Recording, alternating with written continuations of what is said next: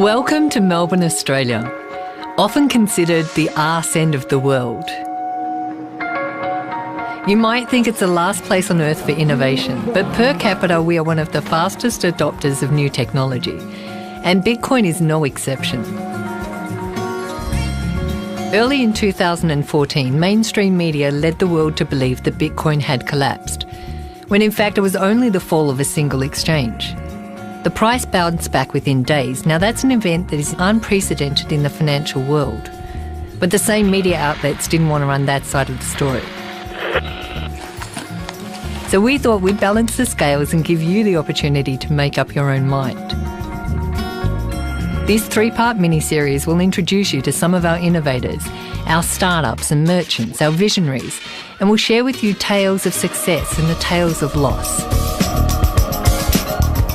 Bitcoin is basically the future of everything. I'm not talking money, I'm talking everything. There's always going to be the early adopters that are there right at the start.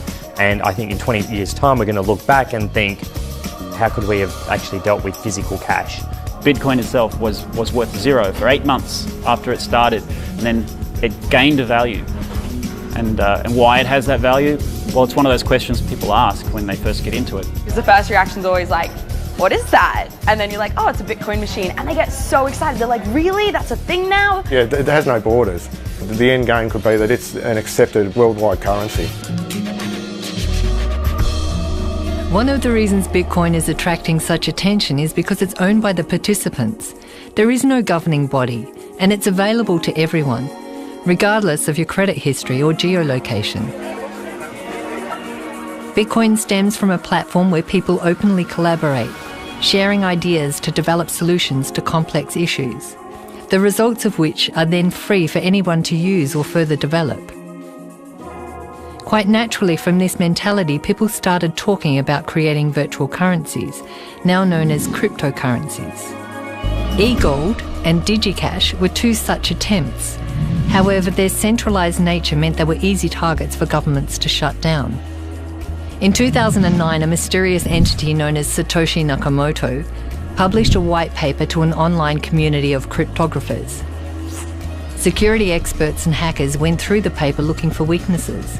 Instead, they collectively decided it was bulletproof. In 2010, WikiLeaks made headlines when their accounts were frozen. Under pressure and in the spotlight, they announced they would start accepting Bitcoin.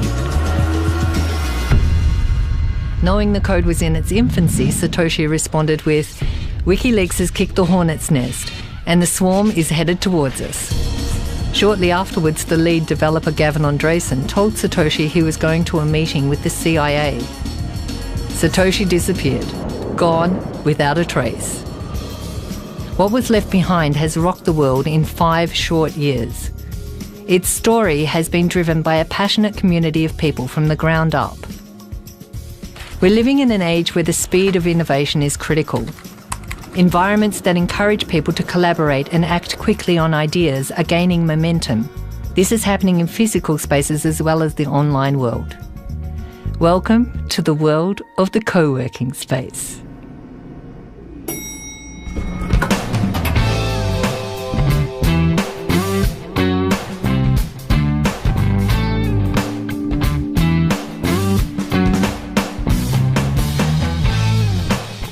This is Inspire 9, a co-working space here in Melbourne, where many startups get their first shot at collaboration with other people and working in an environment really unlike traditional office spaces. You find a lot of resources in other designers, developers, and even business people who are willing to help out and give input into whatever project you're working on. Some really good startups like Adioso, Rome to Rio, Uber were based out of Inspire 9 as well, so it's a great place for people to tap into the resources of the local startup community.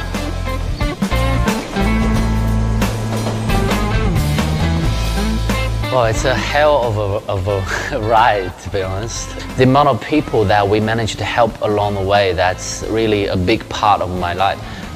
We're not doing it for anything else besides our passion, same like people do project on us for their own passion. So it's a great experience for me. I would, if I go back, 3.5 years ago, I would do it again, but I probably take half a year break before I start.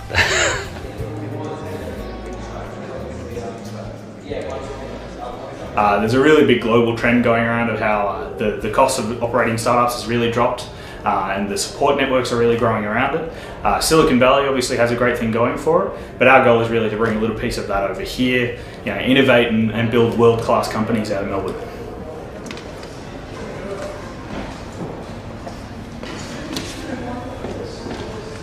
So for people who have been going crazy working from home alone, coming to a co-working space is like a breath of fresh air. And for people who are working at the moment, this is a great alternative to a larger corporation or a big business where maybe the culture is a bit stale. We do believe in doing business, for good. So people, planet, profit. It's also known as the triple bottom line. Essentially what that means is you can never make any business decisions or financial decisions based on profit alone. You do have to take into consideration the people and the planet as well. So while co-working spaces are ideal networking environments to build and create businesses, a cryptocurrency is created by a global network of computers that communicate via the internet. This setup is known as mining, and the people who run them are called miners. George from The Hub explains. Your developers, your software programmers, anybody who deals with systems and numbers, but when they create a network, it will be a network that is made or built so that it doesn't need people as much, right? It can run without people. But at the same time, it's the people that created those systems. The Bitcoin mining community, the miners, their form of expression in terms of networking is through the systems and the numbers.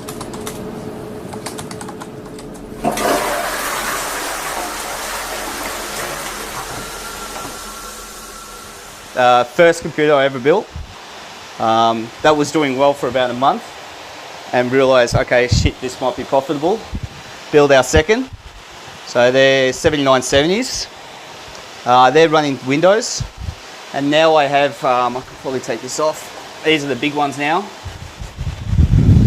So they're 290Xs and they're hashing at around 880, 890 each using Ubuntu. We didn't use heating once last year, so they actually heated the entire lounge room and kitchen.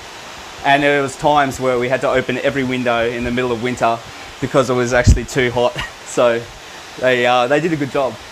I've worked out that the concrete is basically a big heatsink, and it extracts cold air off the bottom, and I've pumped cold air to the top, and then I've got an extractor here which pumps to the roof. So sustainability.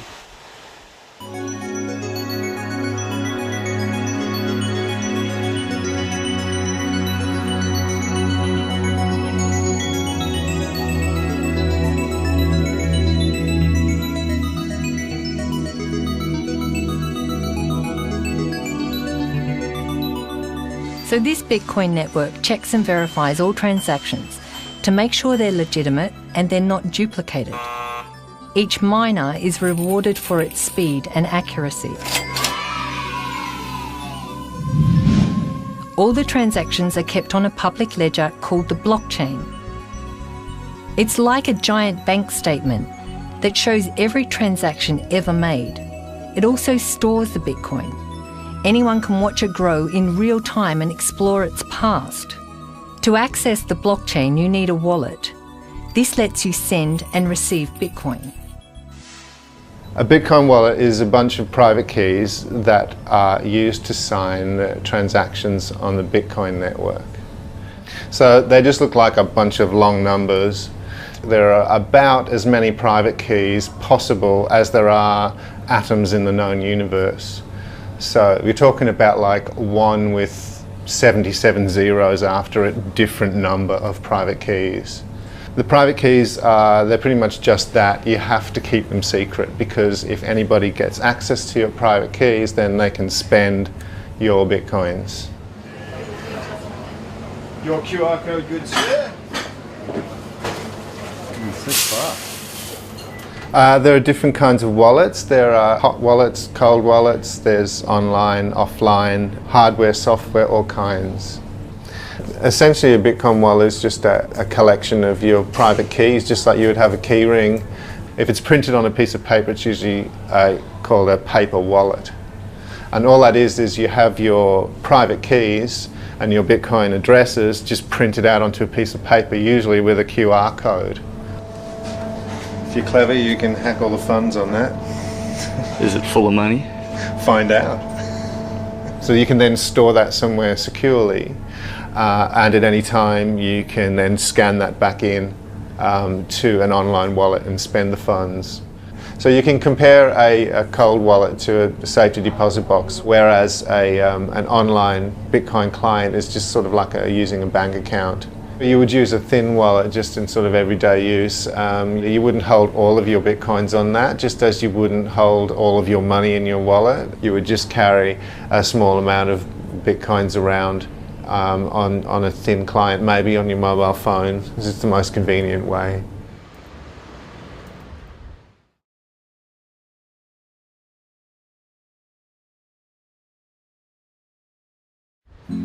So say you had your Bitcoins on your phone and you're ready to spend. Where would you go?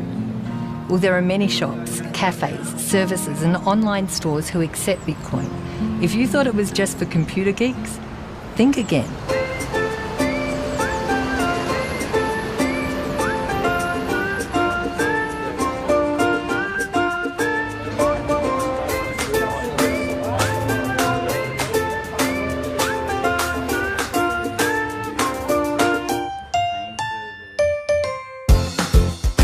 My name is Jenny. This is my little store called Verichain, and it's a collective little shop. It contains pretty much stuff, as you can see, but mostly pretty things that I see fit to stock.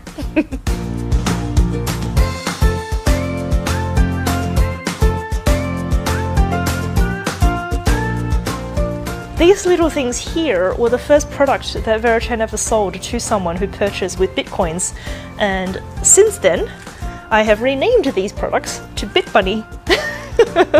Our system's also geared up to print up the receipt to say that you have paid in Bitcoin instead of credit or cash or miscellaneous.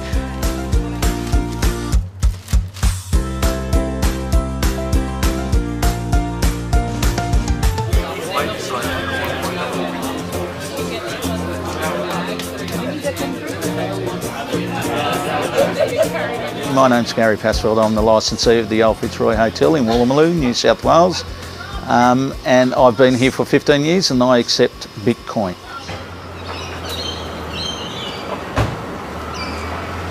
It will be rare that we don't get somebody inquiring about it weekly. It's amazing the exposure we're getting out of it. It's quicker than an EFTPOS transaction. Yes, you do need a tablet, but that's your only outlay. Everything is simple from there.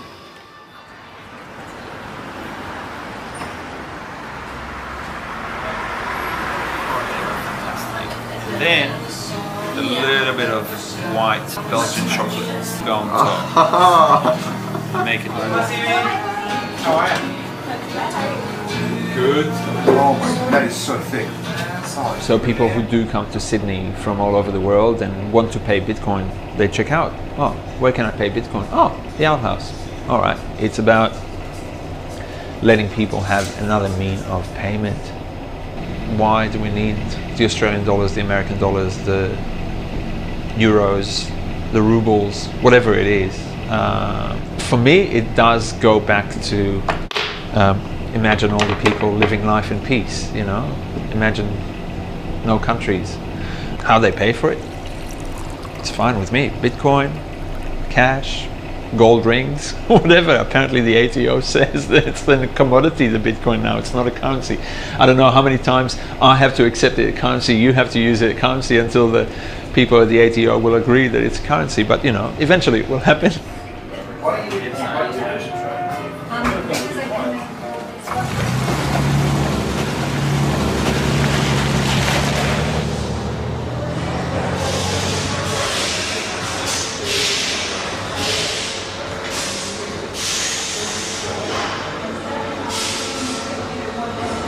So Tamar is building the flux capacitor at the moment. Don't laugh, that sounds cool. Well, my name's David Brim. I'm CEO and co-founder of Tomcar Australia, and here we are in the manufacturing facility of Tomcar in Melbourne.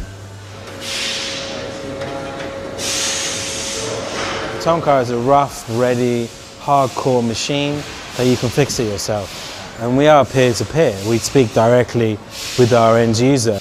And we name every change after a customer. So there's a sheep station in Western Victoria who wanted an extra grab handle on the driver's side. So that's Deborah and David Bain. So now we've named the grab bar the Bain bar. So you can order the Bain bar now. The high gearing is named after Peter Crombie, who has a big cattle station in Longreach. So the Crombie set for the gearbox, and there's a number of other things like that. We came across Bitcoin through the Melbourne community. I heard about it, and we got interested, and we looked into it, and then we found out some of our suppliers take it. You know, we had a test with one of our suppliers. We bought some parts, and we saved some money internationally. So we've trialed it now with a number of suppliers, and it works, and we're still using it. And then we thought, you know, why not take it?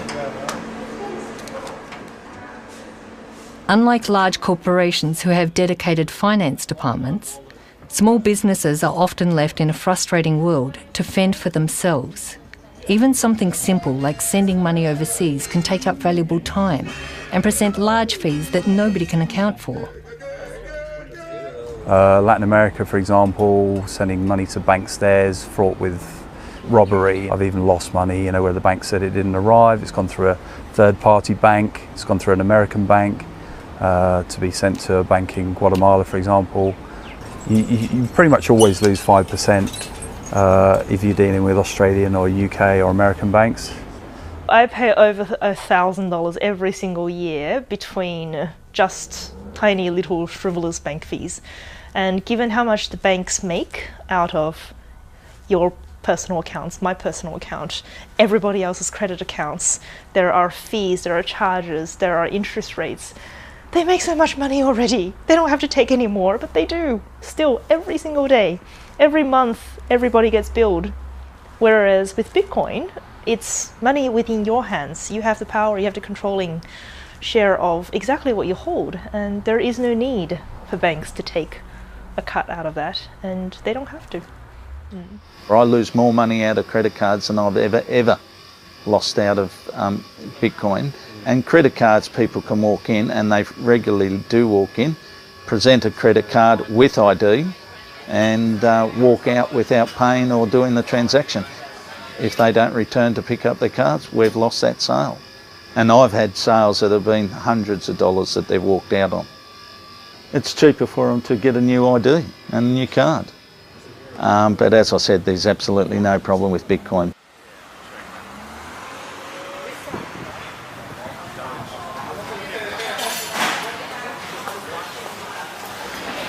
My name's Chris Tay, I'm a pastry chef.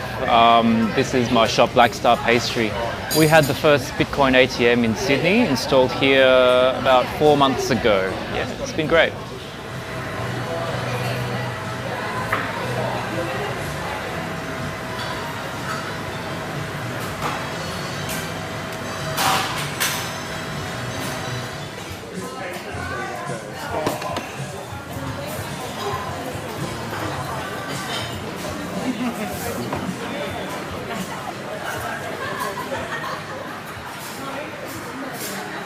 There's 60 staff in 2 shops now. You build a shop, okay, and that's going well, and at some point you need to kind of think, well, what do I stand for? What is it all about? You go into this for a fairer system, you know? You go into this so you can send money to people who need it without having to go through 1, 2 or 3 different middle people. When I get to the end of my life and I say, well, what really was important to me, what I want to say is that because of me, I was able to help a lot of people build their careers, build their families, all that stuff. That's what I want to do. Yeah. Family and future is something often mentioned when talking to people about Bitcoin. People who have studied the history of money and know the fragility of the current financial market often see Bitcoin as a safety net. okay, so we've brought these 4 children into the world, and we thought their future ought to have been pretty squared away, right? But now as they get older, I mean, our eldest daughter is 16. You think, what okay, so how's this going to work for her again? She's going to have to raise how much money before she can afford to follow mum and dad's footsteps? This is what happens when you create this huge lake of liquidity that is roaring around the world, desperately searching for yield at all costs. This is what you get, right? And the problem with that is that people can liquidate pretty damn quickly. Anyone who trades anything will know that you go up a stairway, and you fall off a cliff. So here's this hugely complex, over-leveraged system. I can't tell you, when that might fall, and it could be something very insignificant, but it doesn't matter. We've baked that into the system, and when that liquidity is removed from the system, it will take our breath away. Bitcoin is a natural response to that phenomena, right? How do you protect yourself against that? When we had the housing crisis in the US, and all these people just caught up in this machine and just got spat out, and then all the people who were responsible for it are all getting huge payouts, like these golden handshakes. I mean, like, there's no justice. It seems so easy for people in power to, just make income at the expense of, people who aren't in that complex. Instead of us just sitting there and taking it, we have to take matters in our own hands and do something that's outside that whole sphere. That's why I thought Bitcoin seemed like a really good idea. It's something that really takes the power away from the big banks and big government and puts it in the hands of the people.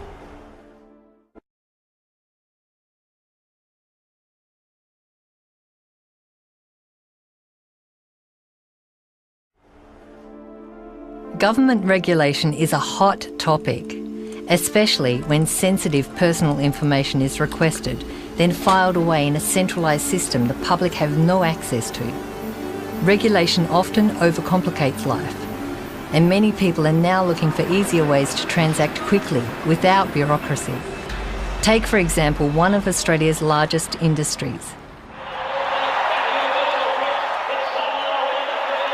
So to know what a quantum leap forward Bitcoin is for the gambling industry, you have to consider what it's like gambling with government currency at the moment.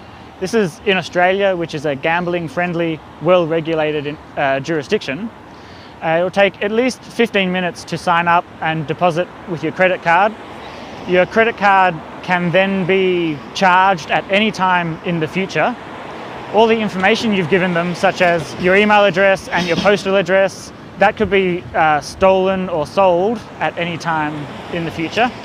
Then when you want to make a withdrawal, you'll have to verify your ID by sending in a copy of your credit card, sending in the front and back of a government-issued ID, and sending in a utility bill. And then you'll have to wait 2 days for the withdrawal to come.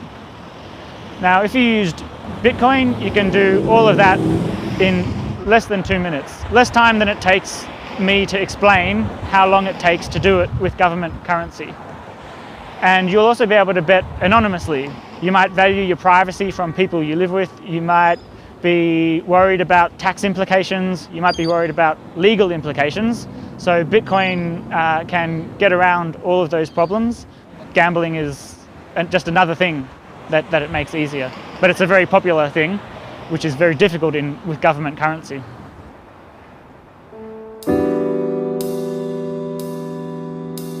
There's a big question about the regulation of cryptocurrencies like Bitcoin. The whole point of cryptocurrencies is that they are designed to work transparently, without third-party intervention, government included.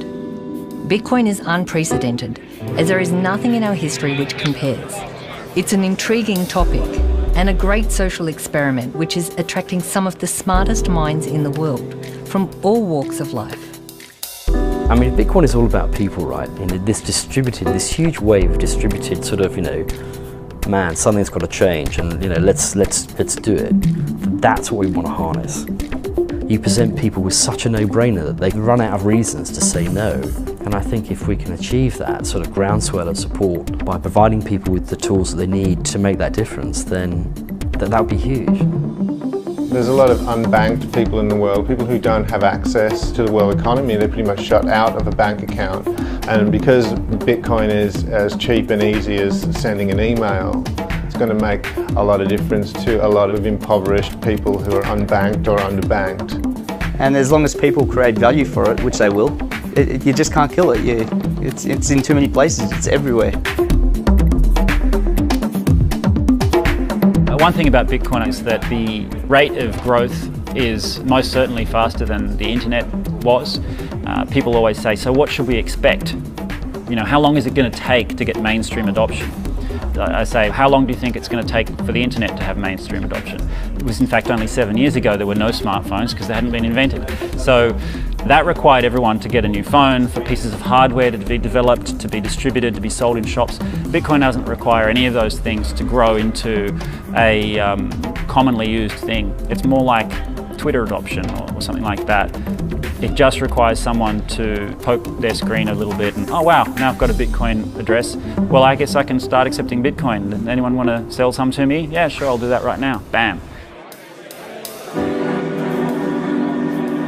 Cryptocurrencies such as Bitcoin bring absolute transparency to the table.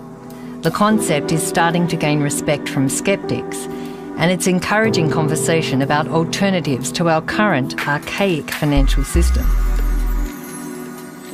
The study of nature shows that change is a constant, it's an evolution, and an integral part of our survival as a species. Our ideas are a reflection of this. We can either protect our ideas by locking them away, or we can set them free and test them against a changing world. This realisation is clearly apparent in the world of software, where we have two models, proprietary and open source. A key way to find out which world you're in is to listen to the language of your environment. How much profit did we make this quarter? How can we make more? We'll have to consult our legal department. Hey, quick, copyright that idea. How can we cut costs? So how can we make them buy more? What else can we sell them? With open source, people break technology to explore what else is possible, to make technology work faster and more efficiently, generally bypassing middlemen and making technology more compatible.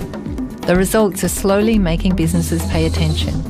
Think Android, which is now the most popular smartphone in the world. Language around open source projects could sound something like, if we share the foundations of this project, will it help other people in the future? Let's open up this project so others can contribute. If I wanted to send $1 to Africa, direct to that person, how could I do that? In the case of digital currency, people got together and asked, how can we create a digital money for everyone? As a result of this question, we now have Bitcoin.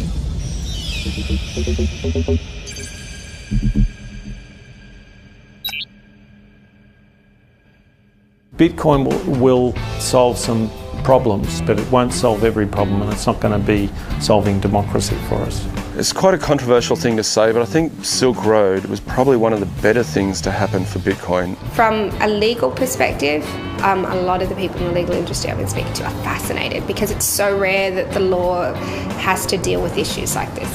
We live very much in a society where there's a lot of controls put on us, what you can and can't do, or what you should and shouldn't do. Bitcoin sort of challenges that idea. I've hugged it as well. When it's not working, I'm often thinking, yeah. I said the exact same thing. Yeah. I give it hugs all the time. I'm like, hey buddy, how you doing? If you're a Bitcoin innovator and you feel like you've got something to contribute, or you'd like to collaborate, or if you're interested in sponsoring us, let's talk. Until then, see you round like a Dogecoin.